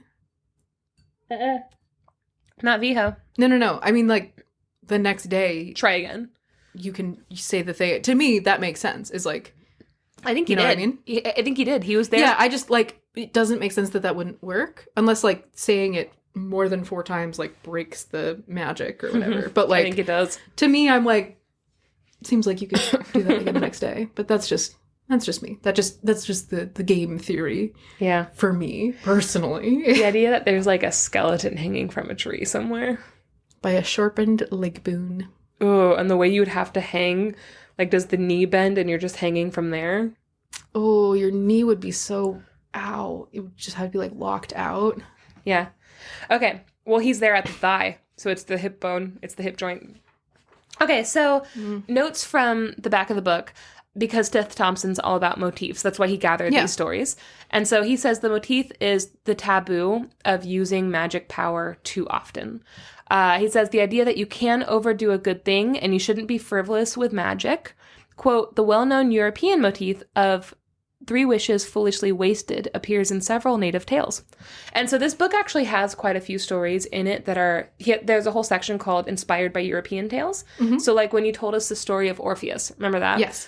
Like clearly a title inspired by mythology from other countries. Mm-hmm. So this, he actually does separate those out so that you could see where those motifs are being inspired by like settlers coming in, which I think is really cool. That is very cool. Okay, so the last story I have for you. I like it. It's my personal favorite. Really quickly, I do think it's really interesting that both of those stories have like 4 wishes. I think that's a really cool, like if it was a European fairy tale, it would be 3. Yeah. Yeah, 100%. I thought the same thing. Yeah. 4 is such a random number.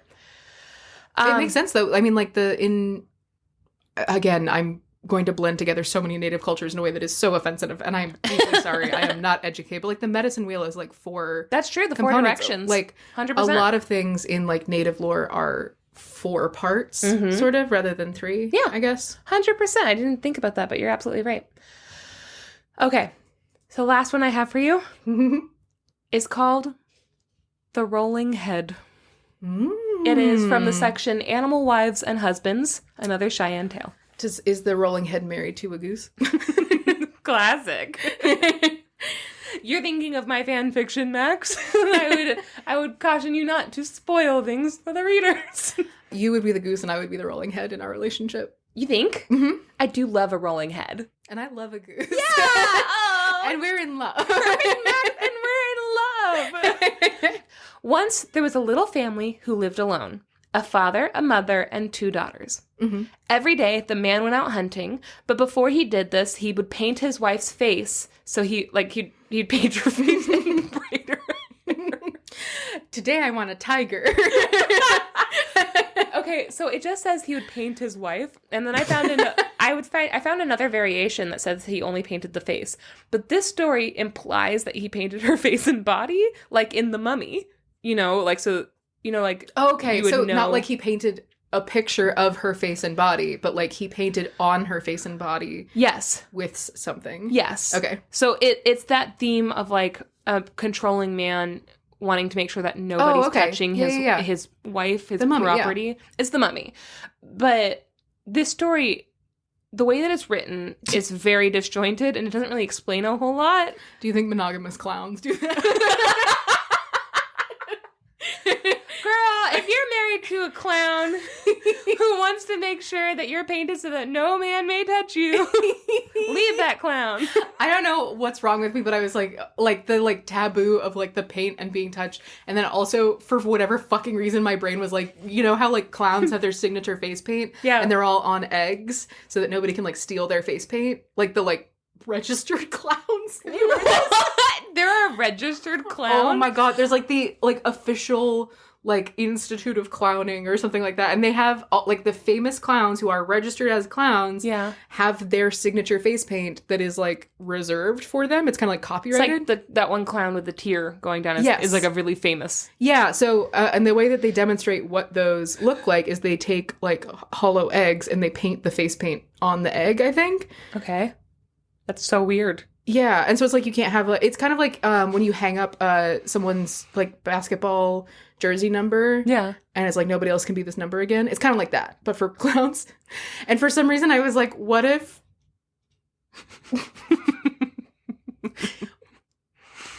you found out that your clown wife was cheating on you?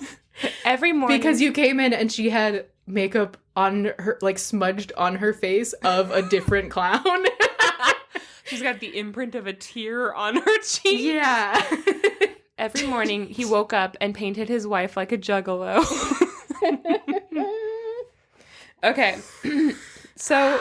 I also, as I'm saying this, I'm like, I don't remember where I heard that, and I might have made it up. That's hilarious if you made that up. That's so specific. I don't think you did. I think it's real, but also there might be components of it that I invented. I think you should look it up. I bet there's an off-topic there about something about that. Oh, the history of clowning. Or even the history of that man. With the tear on his face. It's all of them, though. They have, like, a whole hallway of, like, display cases of eggs with all the different face makeup. My grandmother had a whole hallway of paintings of clowns. She had a whole house of paintings of clowns. Yeah. My grandma's house was the stuff of liked horrors. Clowns, Jesus, and baby dolls. She loved those things. Those 3 things specifically. But, like, she really loved them. And angels. Those 4 things. Well, that goes along with Jesus. Yeah. And baby dolls. Yes. That's marrying the 2. Okay. So, his wife, his beautiful painted clown wife, she had a routine, though, Max. After her husband finished his crafts and left to go hunting, she would leave her children in their tent, and the story says they lived in a tent. Mm-hmm. Okay, here's what I think. Just off of the context clues, they used to live with a group of people, kind of like in the Vavitch, but he moved his family to live alone in a tent by themselves. Red flag. And he also painted his wife. Red flag. To make sure that nobody was touching her. Red so flag. Like this is the environment she's living in. That's 3 strikes. It is. You are out. You are fucking out. Okay. But this is the story, again, it doesn't go into this, but these are the facts that they give us. Yeah. That's fucking terrifying for her. Okay, so she would leave her children in the tent, though, and she'd walk out to a nearby lake every single morning after he left. And she would always go to the same spot, where she would remove all of her clothes as if she was going to bathe in the water. And soon, a large snake would rise out of the water, look around and say, "He gone? Your husband hunting?" And she'd say, "He sure is." And he'd be like, "Well, then get in, girl, splash around." And she'd be like, "All right." And then she'd go in the water and fuck a snake. So it turns out he didn't have he wasn't 100% wrong about suspecting somebody was touching his wife. That was, you could have given me a year to guess what was going on there. I would not have gotten to fucking a river snake. So things were okay for a while. The husband would come home with meat, and the family would eat together, and he'd be like, where'd all your paint go? And she'd be like, I took a bath. I bathed, Jerry. God. However, this wasn't great for him, because he was painting her for a reason, and every day she's just fucking bathing it off. Like, no. So one day, he decides to follow her. What?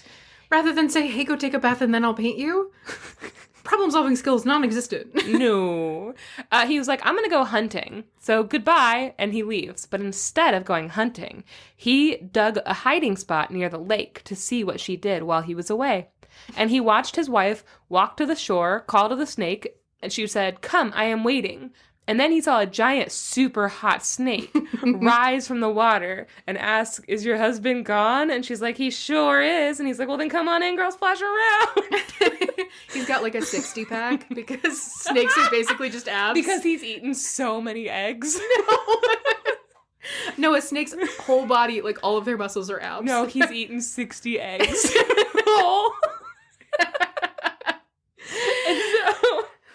And his stomach is exactly 2 eggs wide. Yes. And so she removed her clothes and she stepped into the lake, and soon, quote, the snake was around her. Oh. The man watched them for a while, seething, and finally he left his hiding place with a knife in his hands. He jumped on the snake and he killed it. And then he caught his wife and he killed her too. No. Yeah. He cut her up into little pieces. I'm not laughing. Yeah. And then he dismembered her corpse. Aww. All except her head, which he kind of like, I don't know, flung behind him. And then he brought... Oh, title of story. Yeah. Yeah. So he cut her up into little pieces, all except her head, and then he brought the meat home. In a rage still, he cooked her and gave it to his children for dinner. Why? After they had eaten, he told his kids, quote, tell your mother when she comes home that I went to get more meat, which I left hanging on a tree so that the wolves cannot reach it, end quote. And then he left. And I think he actually left them. I think that this was him abandoning his kids, yeah. I think. So his daughters agreed, and they watched him leave. And after a long time, when the mother had not come home yet, the youngest daughter said, she said, quote, our mother must be teasing us to not come home yet. And the older daughter started to feel really uneasy. Like, she'd been sitting there like, that's weird that he came back. It's weird that he cooked and fed us. Like, he never does that. Mm-hmm. And she said, don't say anything against our mom, basically. Like, she thinks something bad happened. Yeah. And suddenly, they heard a noise outside. And without warning, their mother's head came rolling into their tent, saying, I am very sorry that my children have eaten me up.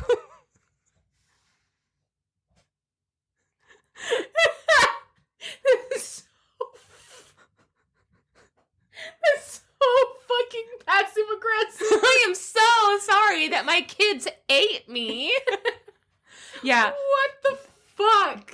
The bloodless, decapitated head of their mom. Oh my God. Who has long black hair. Wow, well, I can tell you really missed me. Nobody went looking for me. That's great. I guess you were busy, right? I hope you're full. And so the girls screamed in terror, and they ran out of the tent, but the head pursued them, rolling fast along the ground after them and screaming, I'm so sorry that my children have eaten me up, as it rolls after them. Oh, no. They couldn't run forever, Max. So when they were far enough ahead, the oldest daughter quickly turned. The oldest daughter quickly turned and drew a line on the ground with a stick, and a deep chasm formed so that the head couldn't cross. She drew a line in the ground with a stick, and then she said, cross this line and you're getting the stick. And then she lined up with a batter's pose. I mean, good for her. So the head, from what I can tell, the head couldn't cross the chasm, and so it stayed there, just, like, watching them. Like, the decapitated, bloodless head of their mother just stayed there, like, watching them on the other side of this chasm. So eventually, okay, this is where the story loses its storytelling arc, kind of. Like, it feels like they just stopped connecting dots. So I'm gonna, like, the structural integrity of the story. Yeah, it starts to kind of get really weird. But eventually, the younger sister grows hungry, and she sees a deer walking by. So she pointed at it, and she was like, look at that deer. And then it fell down dead as if it had been shot. Like, she had magic powers. These kids are having a traumatizing day. Yes. So the two girls ate the deer, I guess raw. And then, quote, then someone was kind to them and helped them, and they lived in a large lodge that had much food of various kinds to eat. It's not well written at this point, genuinely. What the fuck? So something happens. Something magical happens to them, and they suddenly find themselves in a large lodge, and they have all of the never-ending supply of food that they want. At all times, 2 large panthers and 2 large black bears guard them against all wild animals and other people, and they're safe in this lodge. Nearby to where they had taken shelter, a camp of people were starving. They couldn't find food. There was nothing. They were going out hunting every day. There was just no animals. They were all just dying at this lodge these 2 little girls were at. So they heard about the 2 girls with their abundance of food, and so they decided to move where they were. The 2 girls invited them in to eat with them, and among that camp was their father. He had gone to that camp. And so after everyone else left, he stayed with them.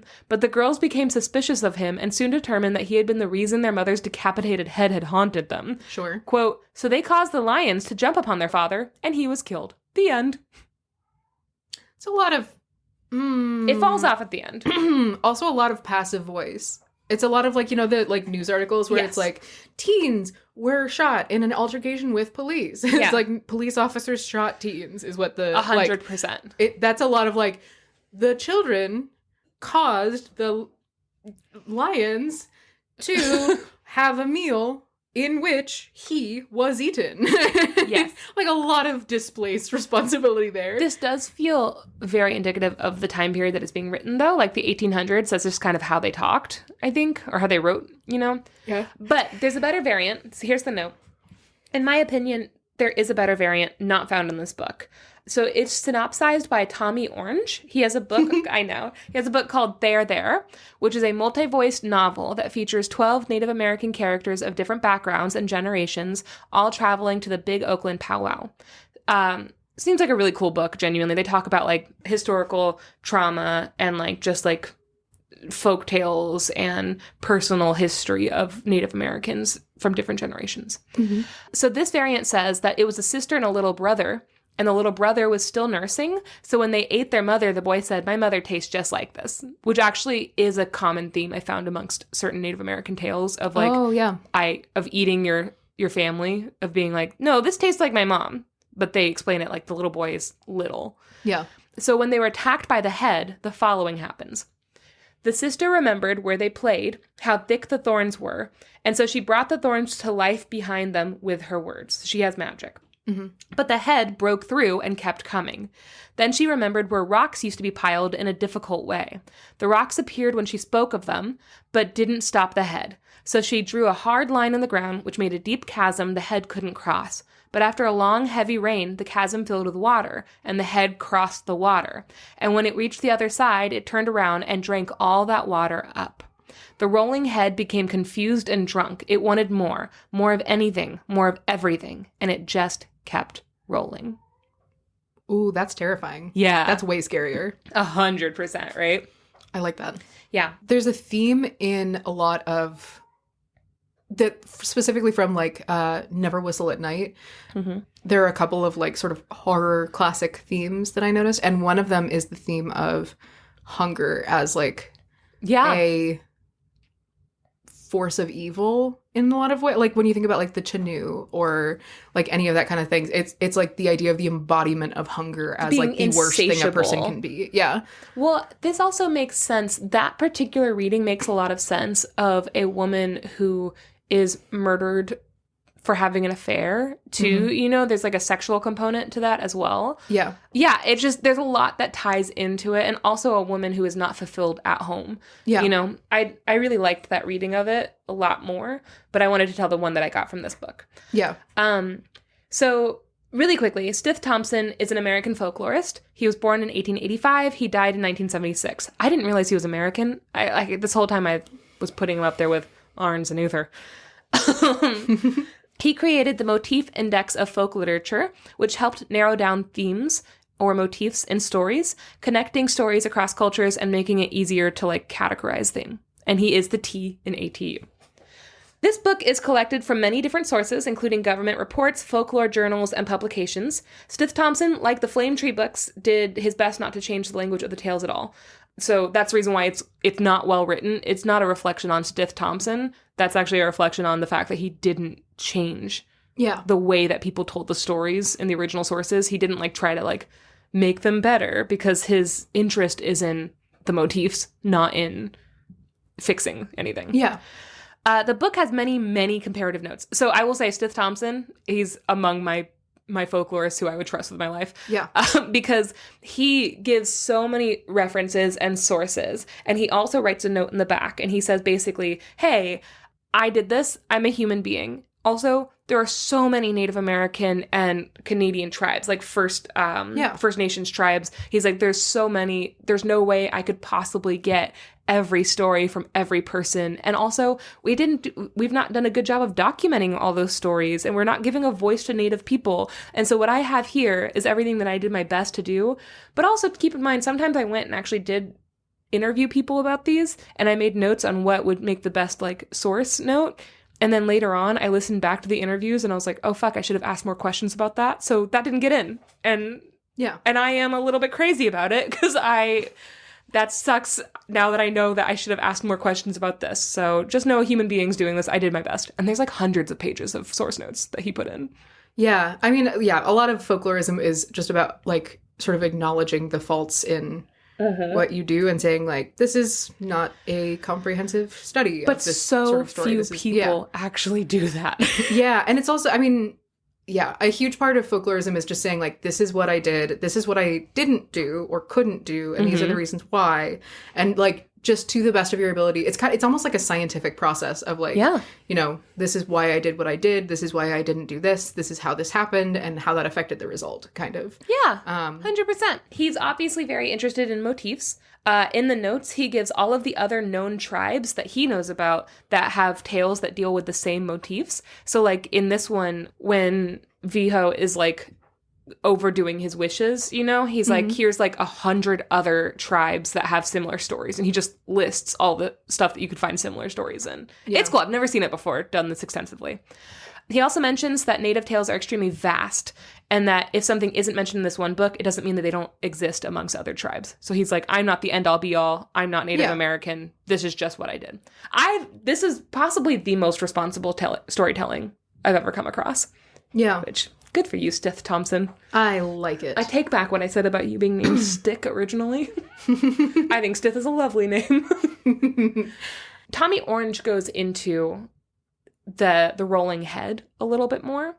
I didn't write this in my notes but he talks about what he thinks culturally like now is the significance of keeping this particular story alive. And he talks about how specifically the image of a Native American head has just prevailed in popular culture. You know, he's like mascots, like the Indian head, you know, like the red with the headdress, all that stuff. He also talks about just even like Native Americans as depicted in popular culture, like John Wayne killing them or Clint Eastwood saving them or them saving fucking One Flew Over the Cuckoo's Nest, Jack Nicholson. Yeah. And he talks about like Iron Eyes Cody, who, if you guys don't know Iron Eyes Cody, you do know the image, if you're from the United States or Canada, you know the image of the Native American looking out amongst a field of trash and crying one single tear. You know that old commercial. It's like we always called it the crying Indian, where it's like he's sitting there and he's looking out amongst trash and there's one single tear and it's like, clean up, don't litter.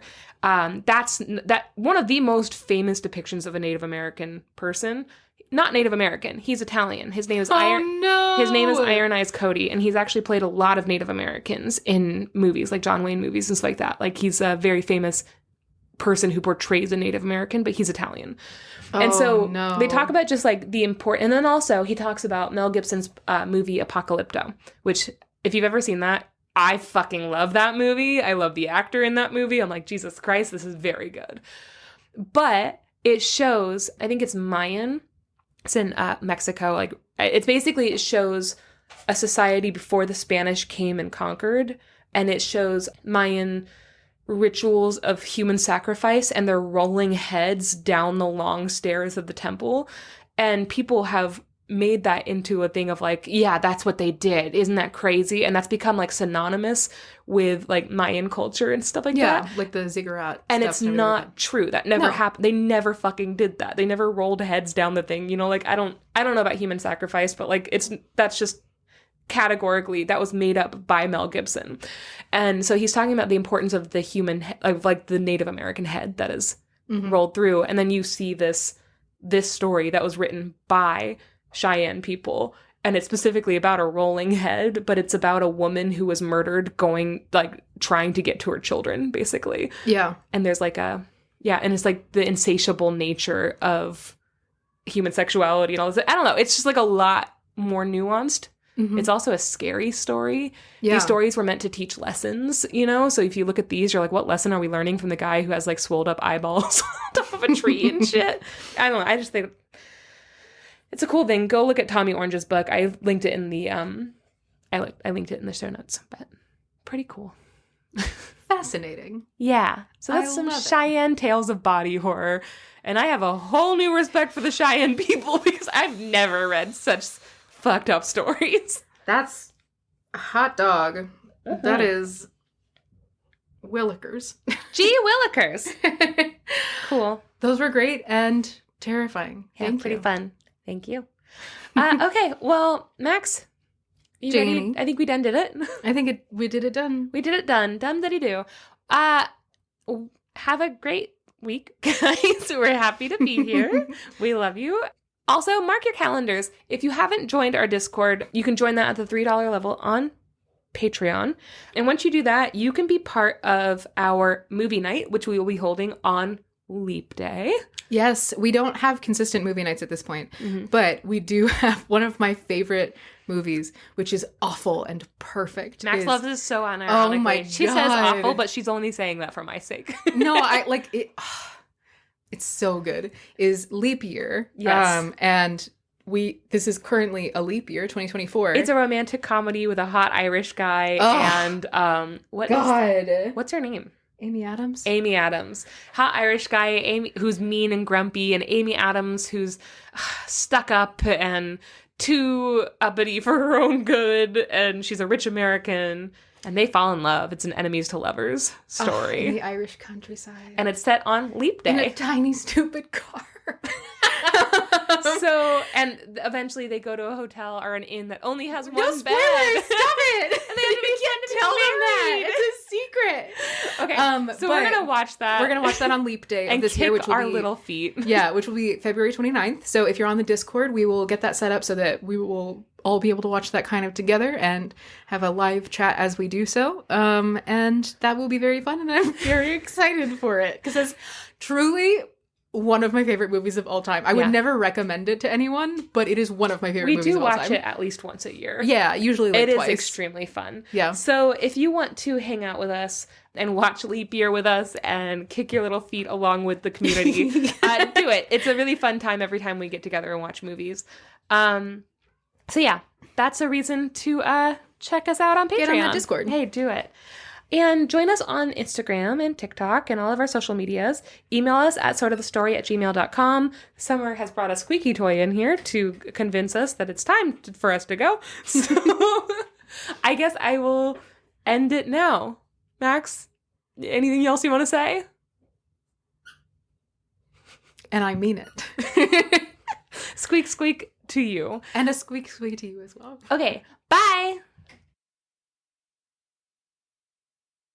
My car is dying, Max.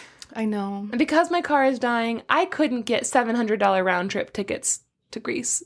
That's called being an adult. Fucking doing it. It's a fucking scam. Yes. I hate it. I also hate it. Very mad. Okay. Yes. That's the whole story of there. Mm-hmm. I hope your car doesn't die. Even if it doesn't die, I have to get a new car. Mm-hmm. I get made fun of for how bad my car is by people that we went to college with. You got made fun of by one person. Yeah, but that one person really knows what he's talking about because his car was very bad. You're not allowed to make fun of me if, like, you've only ever had, like, okay cars or, like, you were, like, like, you're not allowed to do that, except if you were like me and you actually did buy your first car on your own, and then you let it slowly get more and more decrepit until now everyone's like, hi, the ceiling's falling off of it, and it's making a weird noise every time you start it. And it has been for the last 10 years. And you're 32. and you have a job. Unless you've been in that exact situation. I don't want to fucking hear it. My car is fine. Except I do think I'm going to have to replace her. I got an adult car a couple of years ago that I'm very excited. It's like a mid-size SUV. It's nice. It's got a lot of really nice features. It's like newish model. It's not brand new. I mean, God forbid. It's like a couple of years old. But it's like, it's like a pretty like high quality. It's like the higher end model of so like good. This specific car from a couple of years ago. So I got it for like pretty cheap, which was great. And like my parents helped me out with paying for it also, obviously because I don't have $18,000. What? Yeah, and it's a really great, good car. And I like specifically was like, this is a car that has longevity. I like at the time I was like, this can fit my partner and all of our pets in it in case there's an emergency. Like I can be the person who helps people move, and I don't mind doing that sometimes. Yeah, and that's like, your whole thing. Yeah, I was like, this is gonna be like a very good, responsible adult car for me to have. And then immediately, as soon as I brought it home, the finish on one entire side of the car went fucky. And so like the whole half of the car is like matte kind of. Yeah. It just looks like it's like slowly dissolving. No. Like immediately. And so I also have a bunch of fucking leftist bumper stickers because of course I do. Oh, it's so good. So I took this beautiful adult car and it is so quickly becoming a shitty car.